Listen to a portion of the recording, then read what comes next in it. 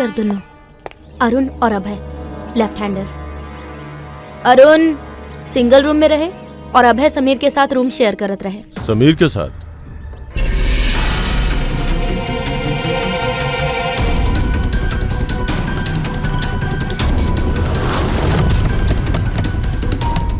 निखिल सर। निखिल दरवाजा खोला। ओपन द डोर सर।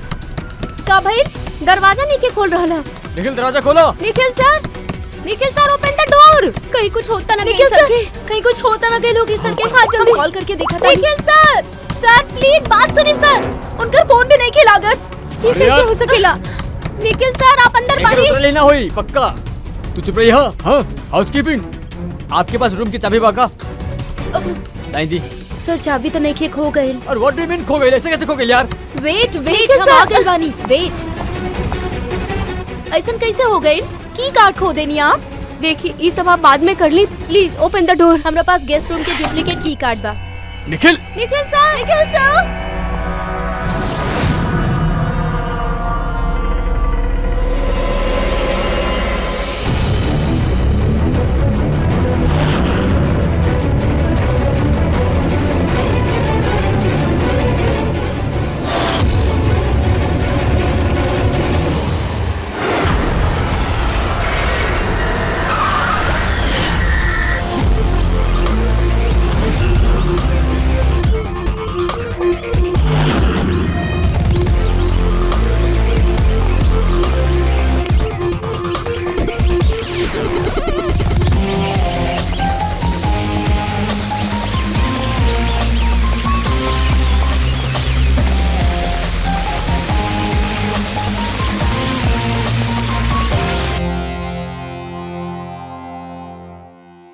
सर हमने सब एगो स्टार्टअप कंपनी निकी टूल्स खातिर काम करेनी।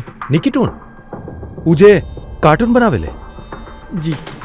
आप लोग बानी के और यहाँ पर का करत आनी? निखिल सर हमने के बॉस रहले।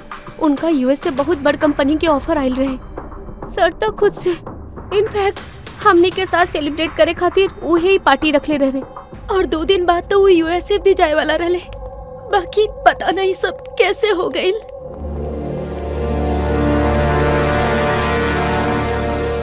प्लीज आप लोग अपना आप के संभालें।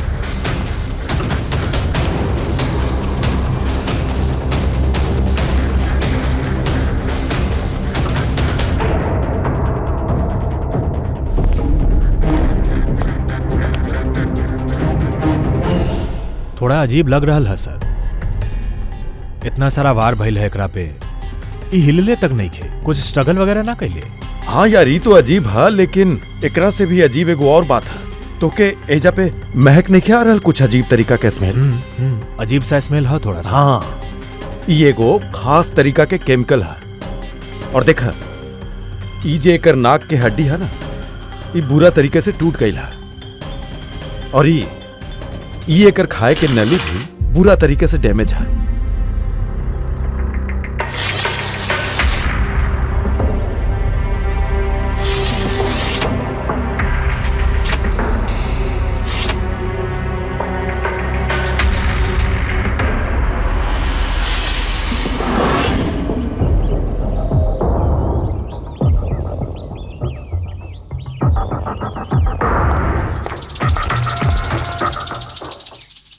ये खून पूरा प्लानिंग के साथ कई गई बा।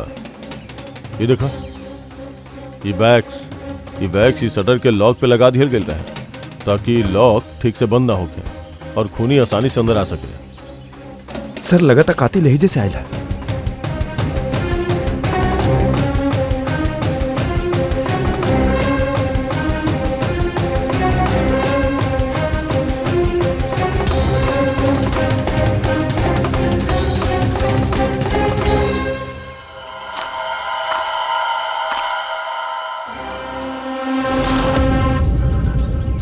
पंकज। हाँ सर। जूता के निशान। सर देखे से तो कम 11 नंबर के लगा था। एगो काम करो, प्लास्टर पेरिस लेके आवा और जूता के निशान के ही कास्ट बनाओ।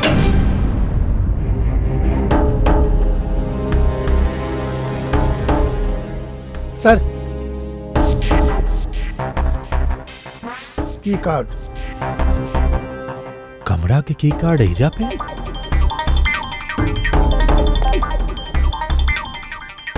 कार्ड तो पहले से है एजा।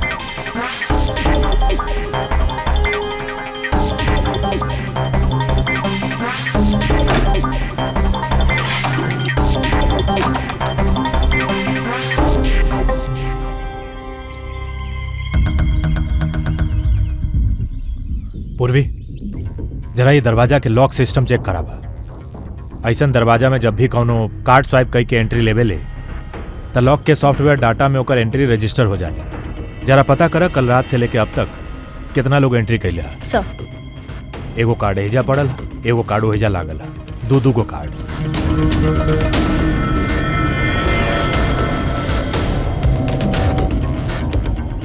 इतना बड़ लापरवाही! आप लोग की कार्ड कैसे खो सके नी? आपके पता बा कि आप लोग के लापरवाही की वजह से हमनी के होटल के नाम कितना खराब हो रहा बा? मैडम, हम मास्टर की हमेशा संभाल के रखिले और कल जब हम सारा कमरा साफ कैनी तब भी हमारा पास ही रहे। बाकी जब हम कीर्ति मैडम के रूम क्लीन करे गई नी ओकरा बाद से मिल ही नहीं रहल। पता नहीं के कहाँ गिर गई। इतना हो मास्टर कार्ड? ना सर, ये वो मास्टर कार्ड नहीं खे। कमाल है, आप तो एक के झलक में पहचान ले लू। कार्ड ना है सर, जे हमनी के मास्टर कार्ड होखेला ऊपर लिखल होखेला मास्टर कार्ड और वो व्हाइट कलर के होखेला। सर, ये तो एगो नॉर्मल की कार्ड बा जे हमनी बस गेस्ट के अलॉट करवावेनी। आई सी। अच्छा, ये अपन निखिल के कमरा में केहू और भी रहल का? ना सर, वो अकेले ही रहत रहले। तो फिर उनका कमरा में दूगो की कार्ड कैसे? दो की कार्ड्स? सर, एक मिनट, हमें भी पता करके बतावा तानी।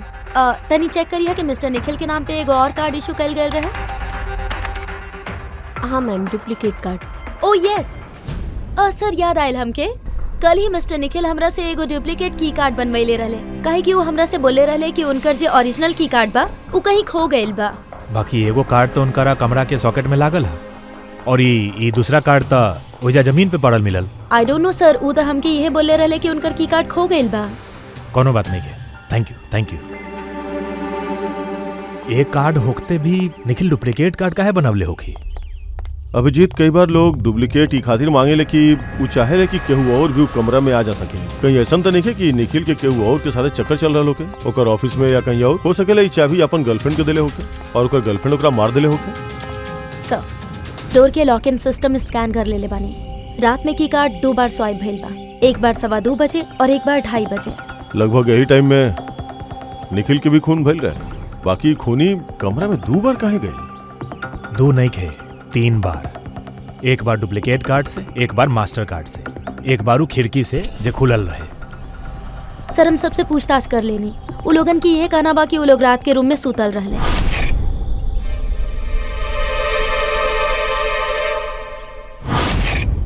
सब लोग सुतल रहले तो फिर वो 3 लोग के रहले जे निखिल के कमरा में घुसल रहले और वो लोग में से कातिल के है?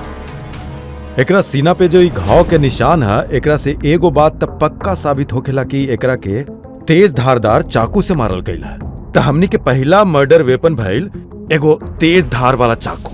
और हम तरह के बतैले रहनी ना, ई एकर नाक के हड्डी टूट गईल है और एकर ई खाए के नली भी एकदम डैमेज हो गईल है। हाँ, ई सब कुछ बतावे ले कि कौनो चीज से एकर मुंह दवाई के एकर दम घोटल गईल। एग्जैक्टली। और ई कैले है केहू ई तकिया से, काहे कि ई तकिया के रेशा हमरा के एकर नाक पर और एहिजा एकर गला पे, चेहरा पे भी लगल मिलल है। तो हमनी के मर्डर वेपन नंबर 2 भइल ई तकिया। अभिजीत, याद है कमरा में जब दाखिल भइल रहनी तो हम तहरा से कहले रहनी कुछ अजीब सा महक आ रहा है। हाँ, आप बोले रहनी कुछ केमिकल के बूझ ऐसन। एग्जैक्टली। और वो केमिकल है डायबिटीज के दवाई, जे डायबिटीज के पेशेंट अक्सर इंजेक्शन के जरिए ले मिले। ये देखा यही जा। हमके नहीं लगत कि एकरा के डायबिटीज रहल। ई जे इंजेक्शन है कोनो नौसिखिया देले रहले। उ डायबिटीज के दवाई एकरा के सिर्फ मारे खातिर देले रहल। सर, ई कहीं वो केमिकल तो नहीं खे जे डायबिटीज के मरीजन खातिर दवा बा। बाकी अगर नॉर्मल इंसान के ई दवाई के ओवरडोज दिहल जाए तो उनका जान भी जा सकेला। एग्जैक्टली ये तीनों तरीके में से कोनो एक तरीका से एकरा मारल जा सकत रहे, तो फिर खूनी तीनों तरीका के इस्तेमाल काहे कैले से एकरा मारे खातिर? काहे कि कातिल भी एक नहीं खे, 3 है। का चला मान लेता नहीं कि आदमी के 3 अलग अलग तरीका से मारल गए, तब पता कैसे चली कि कौन तरीका के वजह से ये आदमी के मौत भइल? यही तो सबसे बड़ा गुत्थी है बॉस, एके सुलझावल अभी बाकी है। अच्छा ही पार्टी निखिल ही देले रहले? जी सर, एक्चुअली ओकरा के यूएसए से बहुत बड़े जॉब ऑफर मिलल रहे, तब उस के सेलिब्रेट करे खातिर वो हम सब खातिर ई पार्टी रख ले रहे। ये पूरा स्टाफ, निखिल के पूरा स्टाफ आयल रहे एजा पे? जी, निखिल सर के टीम के सब लोग हिजा मौजूद बाड़े। निखिल अपन रूम के डुप्लीकेट की बनवैले रहले, जबकि ओकरा पास ओरिजिनल की भी रहे। एकरा बारे में केहू कुछ जानेला? जी मैम, एकरा बारे में तो कुछ भी नहीं के पता। अच्छा, ओकर केहू के साथ अफेयर चलत रहेगा? अफेयर? निखिल के तो एक गो अफेयर रही। केकरा साथ है? अपना काम के साथ सर। वो इतना मनी माइंडेड और एम्बिशियस रहे कि हर वक्त सिर्फ काम काम और काम। अच्छा, निखिल के मौत भइल तो आप लोगन के कब पता चला, कैसे पता चला? एक्चुअली सर, कल रात पार्टी के बाद बहुत हंगामा हो गई रहे, तो सवेरे हमने सोचनी कि एक बार जाके निखिल से सब कुछ शॉर्ट आउट कर लिया जाए। तो जब ओकरा रूम में गई हमने काफी देर तक दरवाजा खटखटाई नहीं, और सर जब काफी देर तक खटखटाई के बाद भी दरवाजा ना खुलल, तो फिर हमने हाउसकीपिंग वाला लोग से पूछनी, लेकिन उनका पास भी ये मास्टर की ना रहे। सर हम फोन भी ट्राई कर ले रहनी, बाकी उनकर फोन भी ना लागत रहे। और सर जब फाइनली मैनेजर आके मास्टर की से दरवाजा खुल ले, तो हमने अंदर जाके देखने की निखिल की लाश पड़ल रहे। कल रात पार्टी भइल, हंगामा भइल और खून भी हो गई। कहानी थोड़ा लंबा लग रहा बा, आराम से बैठ के सुनल जाए।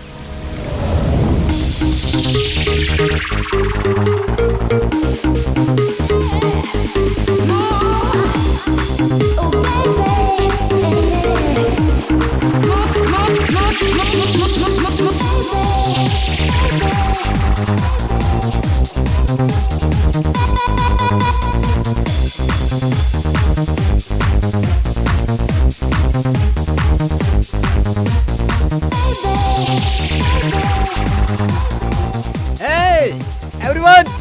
Everyone! I want to get a toast here. Okay, a toast for a boss, Nikhil. Congratulations, man. यार, इतना बड़ जॉब लग गया तुम्हारे यार। थैंक्स। अरे खाली थैंक्स। अरे तो बोला ना, का चाहिए था रखे?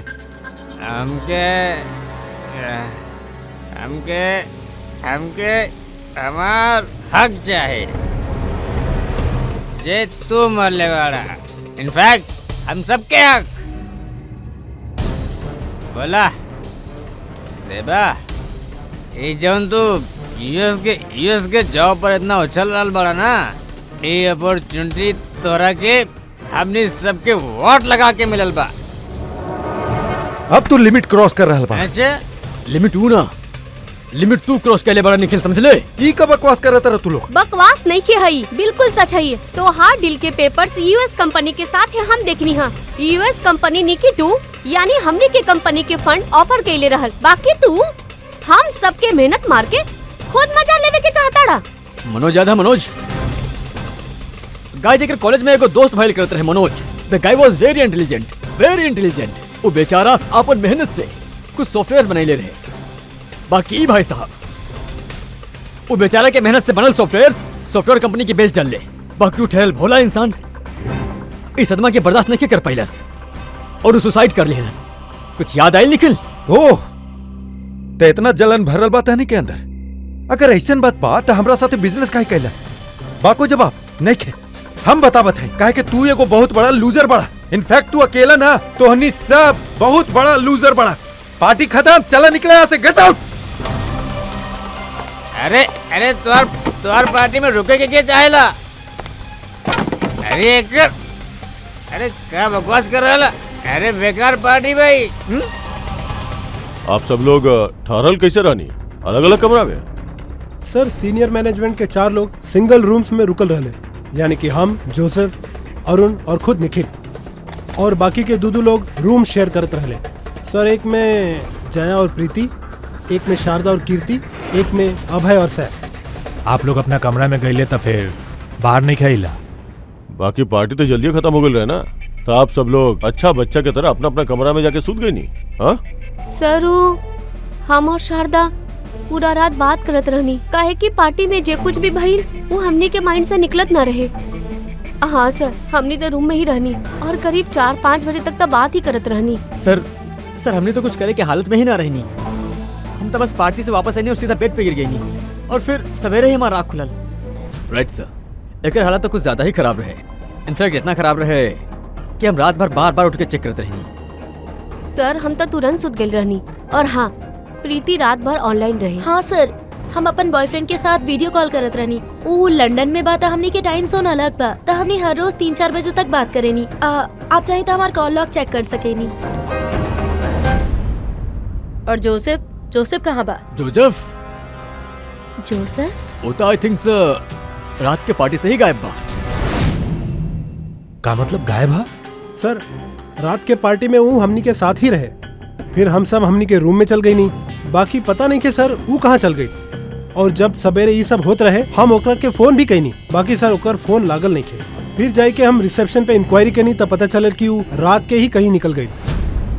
एगो आदमी के खून हो गई और एगो आदमी गायब है, और ये बात तू लोग हमके बतैला ना अभी तक। आप लोग जा सकता नहीं,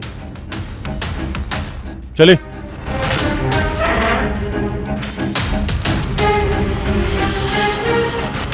सर हमके तो लगा था सब के सब झूठ बोल रहा। जब तक असली कातिल सामने नहीं आ जात, ये सब शक के घेरा में है। भाई एकर सीना पे जे घाव के निशान है ना, ये भी अपना आप में एगो गुत्थी ही है। ई देखा, ई घाव देख रहल बड़ा एकर सीना पर, ई 2 घावन के दूरी समान है।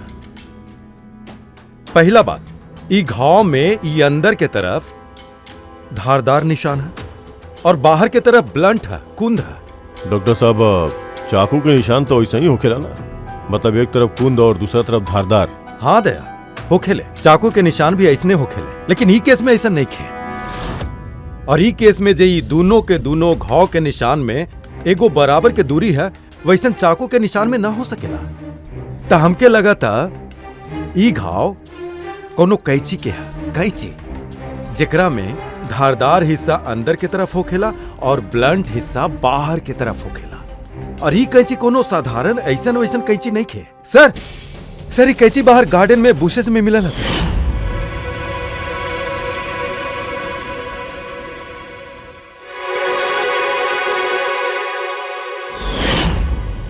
ई देखा, और सर ओकरा पर ब्लड के ट्रेसेस भी है। हम जो बात करत रहनी वैसने ही कैंची है, और एकरा पर ब्लड के ट्रेसेस भी मिलल है। हो सकेला उ खूनी ई कैंची से वार कैले होखे। यस, एक बात और, ई वार करे वाला केहू लेफ्ट हैंडर रहल।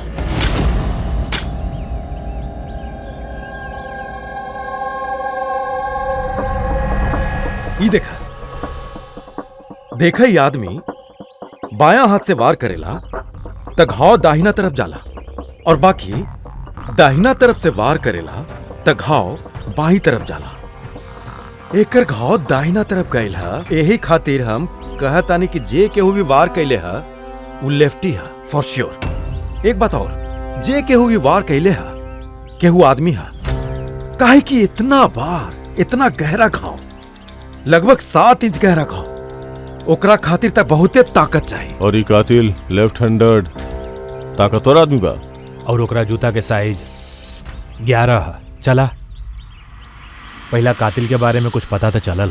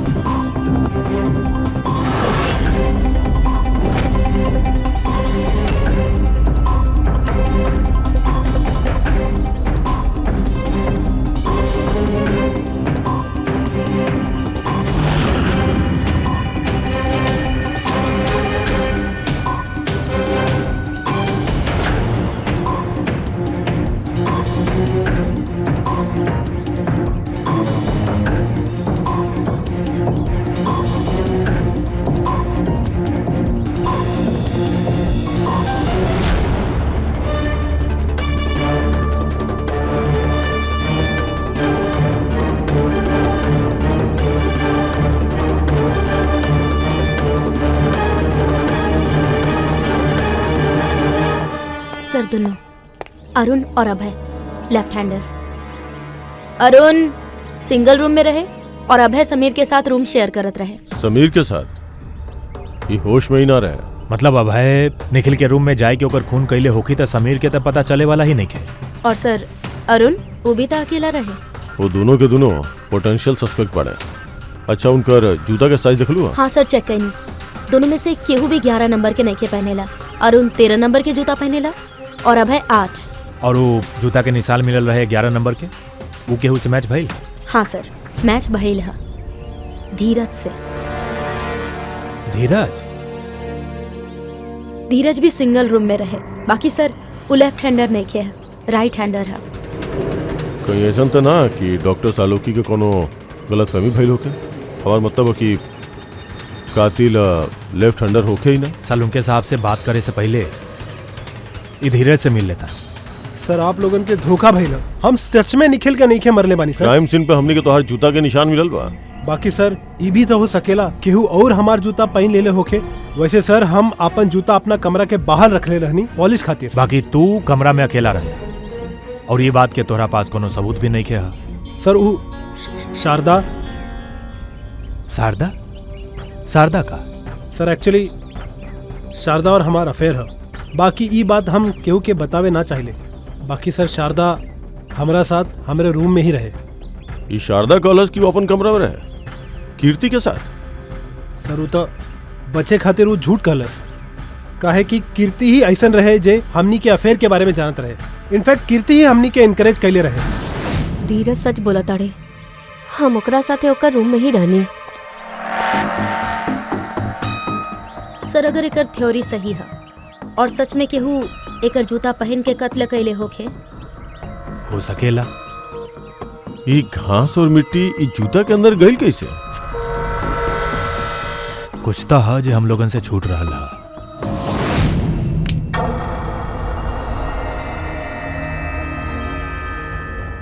निखिल के खून अभय कर सकेला। अभय? हाँ। कैसे सर? तनिक सोचा पूर्वी। अरुण जकरा जूता के साइज 13, यही खातिर अरुण धीरज के जूता नहीं पहन सकत। काहे कि धीरज के जूता के साइज 11 है। अरुण के पैर धीरज के पैर से बड़ा है। बाकी अभय जकरा जूता के साइज 8 है, मतलब जेकर पैर छोटा है, ऊ धीरज के जूता पहन सकेला। अभय धीरज के जूता पहन के निखिल के खून कर सकेला। अब रहल बात ऊ निशान के। जब भी केहू छोट पैर के आदमी बड़ा पैर के जूता पहन के चले लागेला त अपना शरीर के बैलेंस संभाले खातिर ऊ अपना बॉडी के प्रेशर, वजन के प्रेशर जूता के आगे की तरफ देवेला। और यही खातिर निशान भी यही तरह के है। समझ गईला? दया तनिक अपन जूता पूर्वी के दा, चल के दिखावा।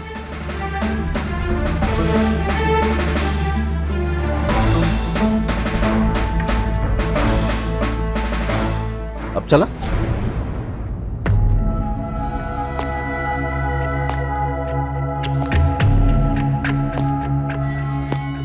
हाँ सर, बैलेंस संभाले खातिर हम क्या अपन प्रेशर आगे डाले के पड़ी। यही खातिर होइजा हमनी के जे जूता के निशान मिलल रहे वो आगे के तरफ दबल रहे। मतलब 3 कातिल में से एक कातिल है अभय। यानी अभय पहले निखिल के कमरा के खिड़की के लॉक अटका देला और जब रात में समीर नशा में चूर होई के सूत गई,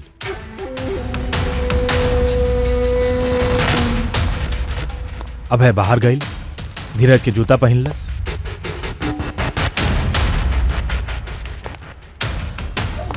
बगीचा से कैंची उठैलस, धीरे से कमरा में गई और ओकर खून कर देलस। अब पता ही लगावे के हा कि बाकी के 2 कातिल के हा और फिर ई तीनों में से सबसे पहले खून के कैले। बॉस इतना खुश होके के जरूरत नहीं खे हा। ये केस अभी सॉल्व नहीं खे भइल हा, कारण कि निखिल के अभी 2 कातिल बाकी है। हाँ सालूम के मालूम है और 2 कातिल बाकी है। बाकी वो भी जल्द ही मिल जाएंगे। मिल गई सर, मिल गई। वो जोसफ मिल गई। सच्चा सर, हम रात के रिसोर्ट से चल गए रहनी काहे कि सर हमरा के डायबिटीज है और हमके दिन में 3 बार डायबिटीज के इंजेक्शन लेवे के पड़ेला सर। और सर हम रात के जब डायबिटीज के इंजेक्शन लेवे गए नी तो का देखते हैं कि हमार किट वहां पर बाही नहीं खे। सर मजबूरन हमके दवाई लेवे घर जाए के पड़ल। सोचनी सवेरे तक वापस आ जाए। मतलब का तोहरा डायबिटीज के किट गुम हो गई? मतलब सर हमने 2 दिन खातिर रिजॉर्ट में आयल रहनी और हम अपन जरूरत के सारा दवाई अपन साथ रख ले रहनी, इंजेक्शन, सिरिंज, सब कुछ सर। सवेरे और दोपहर के इंजेक्शन भी लगाए रहनी सर। बाकी जब रात के इंजेक्शन लगावे गए नी तो ओहिजा पे हमार किट ही नहीं खे रहे सर। पता नहीं के कहाँ कब ले गए सर, हमके नहीं खे मालूम। चला मान ली कि तोहार बात सही है, बाकी तोहार मोबाइल फोन काहे ऑफ रहे? सर हमार फोन डिस्चार्ज हो गई रहे और चार्जर पिन रिजॉर्ट में ही रह गए रहे। ठीक बा, अभी खातिर जा सकेला, जरूरत पड़ल था हमने तोरा फिर बुला लिया। ठीक बा? जी सर। बॉस, हम कहले रहली ना 3 में से केहू एक कातिल निखिल के डायबिटीज के ओवरडोज देले रहा। बाकी सर ई पार्टी के तुरंत बाद बाहर निकल गए रहे और पूरा रात बाहर ही रहे। हमके नहीं खिलागत ई खून कैले बा। खून चाहे केहू भी कैले होखे, केहू भी त डायबिटीज के दवाई चुरैले हा कमरा में से। पता लगावे के पड़ी के गईल रहे जोसेफ के कमरा में और के चुरैलस ई दवाई। सर कीर्ति, समीर और प्रीति ये तीनों पार्टी के ठीक पहले जोजब के कमरा में गए रहे और ये समीर तो गुस्सा में रहे, निखिल के बारे में अनाप शनाप बोलत भी रहे। ये तीनों में से केहू हो सकेला जो डायबिटीज वाला किट चुरैले होके। सर प्रीति तो नहीं हो सकत, वो पूरा रात अपन बॉयफ्रेंड के साथ बात करते रहे, वीडियो चैटिंग करते रहे। और सर समीर ये हालत में रहे ही ना कि वो ये सब कर सके। तो फिर कीर्ति? हाँ, कीर्ति तो रूम में अकेले रहे सर, काहे कि शारदा धीरज के साथ रूम में रहे। और सरू मास्टर की कार्ड हाउसकीपिंग वाले से की कार्ड भी कीर्ति के कमरा से ही गायब भइल रहे। एकर त एक्के मतलब निकलेला कि कीर्ति ही हा जे डायबिटीज के इंजेक्शन निखिल के देहलस, ओकर जान लेहलस और भाग गईल ओइजा से।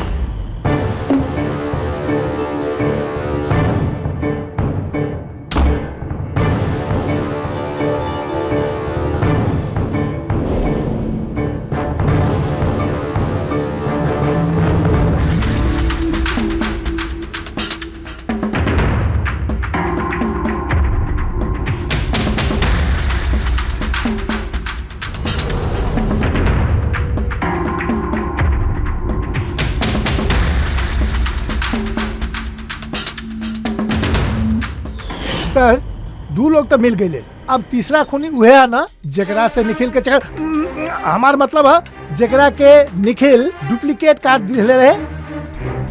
तीसरका खूनी हुआ जे तकिया से निखिल के दम घोटलस, जकरा से ओकर नाक और सांस के नली टूट गई।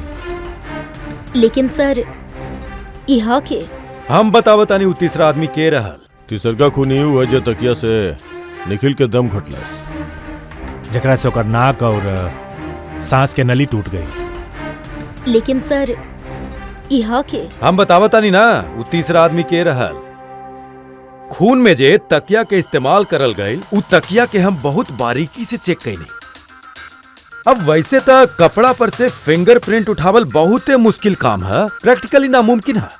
बाकी अभी फिलहाल विदेश में एगो नया टेक्निक के इस्तेमाल करल जाला, जेकरा वजह से ई पॉसिबल भइल है। एकरा में स्वर्ण भस्म के इस्तेमाल करके उनके इस स्वर्ण भस्म वगैरह छोड़ा ना यार, सिर्फ इतना बतावा तकिया पर से तू फिंगरप्रिंट्स उठैला। हम कोशिश कैली लेकिन न भइल। तो फिर ये सब कहानी काहे सुना रहा है? अगर कुछ मिलने नहीं खेता ई के कहलस कि कुछो नहीं के मिला। तू ही तो अभी अभी कहला ना हम ही कहनी कि फिंगरप्रिंट्स नहीं के मिला। यार ये आदमी बॉस, फिंगरप्रिंट्स ना मिलला के बावजूद भी हमके तकिया पर से बहुत कुछ मिलल है।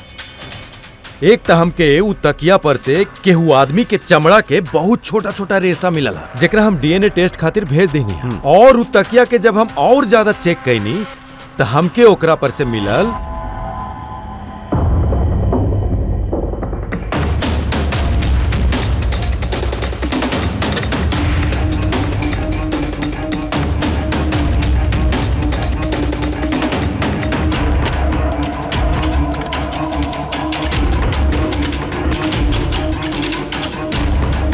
बॉस हाथ के साइज के छोट भइल, बायां हाथ के उंगली के अंगूठी और तकिया पर नाखून के निशान। ई सब ई बात बतावेले कि ई कोनो औरत है। देखनी सर, हम कहले रहनी ना निखिल के कोनो चक्कर है औरत के साथ। पर के हो सकेला? पिलो के हाथ के निशान से ऊ लोगन के निशान मैच करके देखे के पड़ी। ना सालूम के उसे कुछ ना होगी, उसे कुछ भी ना होगी। काहे? अब देखा, ये धीरज शारदा के साथ अपना कमरा में रहे। जोसेफ वो तो रिसोर्ट में रहे ही ना। कीर्ति डायबिटीज के दवाई के इंजेक्शन से निखिल के मार डलस।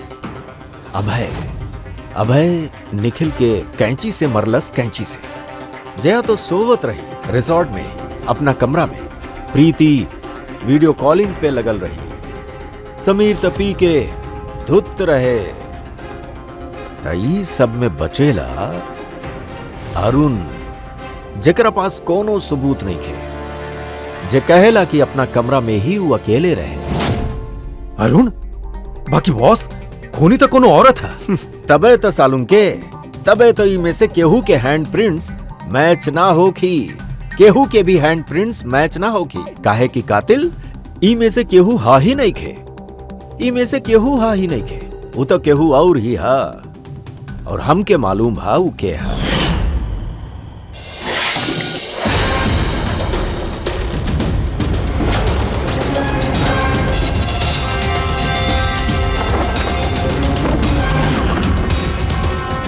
आपके शक सही रहे सर, यू है हा। निखिल के वजह से ओकर जे दोस्त मनोज खुदकुशी कैले रहे, ओकर गर्लफ्रेंड। मनोज के गर्लफ्रेंड? बाकी निखिल ओकरा के की कार्ड काहे देलस नहीं खे, वो की कार्ड वो खुद बनैलस। निखिल के की कार्ड कभी खोयल ही ना रहे। ना निखिल छाया से कहलस कि ओकर कमरा के डुप्लीकेट की कार्ड बना के दा। वो डुप्लीकेट की कार्ड तो छाया बनवैलस खुद अपना आप, और फिर निखिल के कमरा में जाके निखिल के मार डलस। अपना मंगेतर मनोज के बदला ले लहलस। बदला ले लहलस। जी सर, आप हम लोगन के बोले नहीं? जी हाँ, आप लोगन के हम ई खातिर बुलैनी काहे कि खूनी के पता चल गई। आपके पता चल गया सर? के हो? आपके बहुत जल्दी है जाने के कीर्ति जी। सर वो तो हम ऐसे ही पूछत रही। वैसे मिस्टर अभय, आपके का लगा था कातिल के बा? सर ये हम कैसे बता सके नहीं, ये तो आपके मालूम हुई ना। हमने तो जानी ले ही। आप भी अंदाजा लगाई। मिस छाया, आप कुछ अंदाजा लगा सके नहीं? अब हम का अंदाजा लगा सके नहीं? देखिए प्लीज आप जल्दी करिए, हमरा के निकले के बाद बहुत जरूरी काम और बा। हाँ, आप तो जल्दी में ही होकी है। जैसे कत्ल के रात रहनी, निखिल के तकिया से खून कैला के बाद जल्दी में होइजा से निकलत वक्त आप ओहिजा पे ही डुप्लीकेट की कार्ड ओहिजा भूल गई। कुछ याद आयल आपके? ये का बोल रहल बानी आप? हम ओकर खून काहे करब? हम तो ओकरा जानत भी नहीं की। ऑफ कोर्स आप ओकरा के जाने ली। तहार बॉयफ्रेंड कुछ साल पहले इन निखिल के वजह से ही खुदकुशी कैले रहल ना, ओकरे के बदला ले रहल बाड़ू ना तू।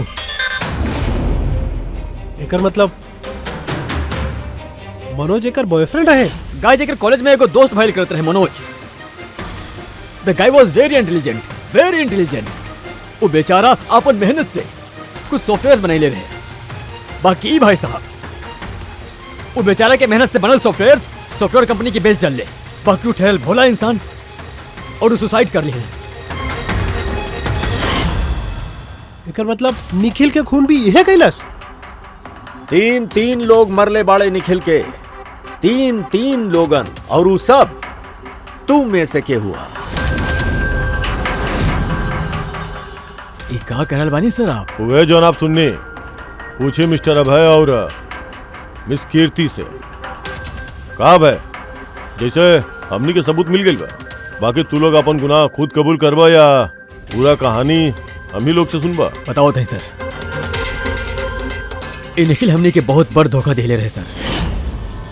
इतना बड़ धोखा के हम ओके अपन दिमाग से निकालना पैनी, बस वही के कारण गुस्सा में आके एके हम मार देनी। ओकरा जे यूएस के अपॉर्चुनिटी मिलल रहे ओ में हमनी सब के मेहनत रहे और वो हमनी के हक मार के अकेले मजा लेवे के चाहत रहे। हमरा से ही बर्दाश्त न भई और हम जोसेफ के डायबिटीज के इंजेक्शन से ओकरा के मार देनी। चला अच्छा कि तू सब आपन गुनाह कबूल कर लेला, ये लोगन के अरेस्ट करला। बाकी सर आप हमनी के अरेस्ट ना कर सकेनी। दिमाग तो ठिकाने पे हो तो है, तो सबके खिलाफ सबूत है हमरा पास। सबूत सबूत तो सर ई बात के होखी ना कि हमने ओकरा पे हमला कैले रहनी। अब 3 अलग अलग लोग अलग अलग तरीका से हमला कैले रहले, तो तीनों तक खूनी ना हो सकेले ना। खूनी वो होखी जो सबसे पहले हमला कैले होखी और बाकी के 2 वो लाश पे हमला कैले होखे। तो अब जब तक आप ये प्रूव ना कर ले कि सबसे पहला हमला के कैले बा, आप हमने के गिरफ्तार कर ही ना सकेले। और अगर गिरफ्तार कर भी लेनी तो हमनी पे कोनो केस ना बनी, काहे कि कोनो मरल आदमी के क्यों 3 बार मार ही ना सकेला। कीर्ति, छाया, अभय, तू तीनों में से निखिल के असली कातिल के हा ये तो हम जल्द बता दिया। बाकी एगो बात अच्छा तरह से याद रखिए, आज तक कोनो भी गुनहगार हमरा ई पंजा से बचल नहीं किया। अच्छा तरह से याद रखिए।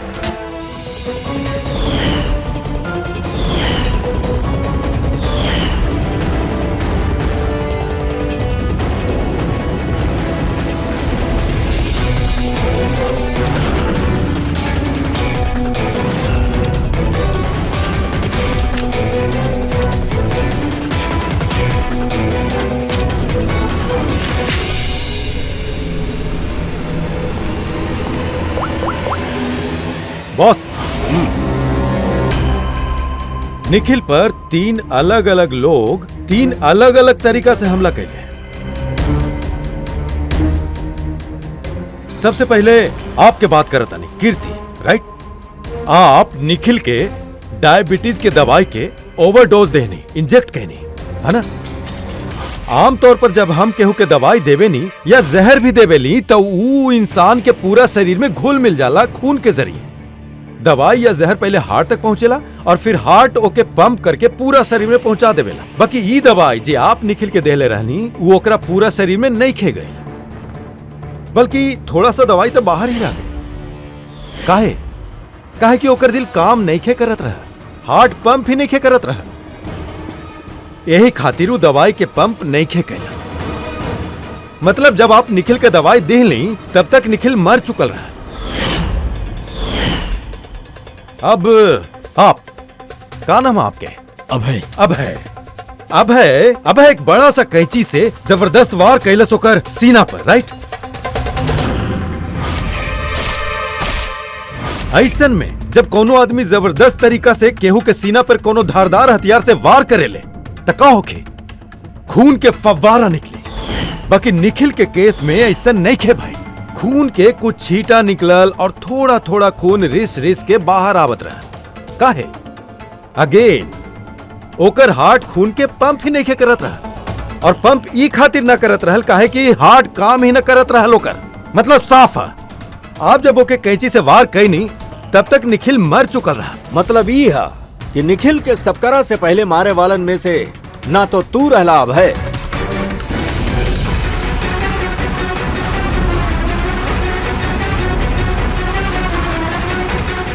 और ना ही तू रहलू कीर्ति। निखिल के सबसे पहले मारे वाली ई रहे छाया। निखिल के जान ले ली ई छाया। तकिया मुंह पे दबा के ओकर दम घोंट के। काहे छाया, और कोनो सबूत चाहिए तोहरा के? सब कुछ साफ है ना? अबे तोहके और कीर्ति तोहके खून करे के कोशिश के जुर्म में दोनों के कम से कम 7-8 साल के सजा तो होगी ही होगी। और छाया तोहके निखिल के खून के जुर्म में जिंदगी भर जेल के सलाखन के पीछे सड़े के पड़ी, जिंदगी भर जेल के सलाखन के पीछे।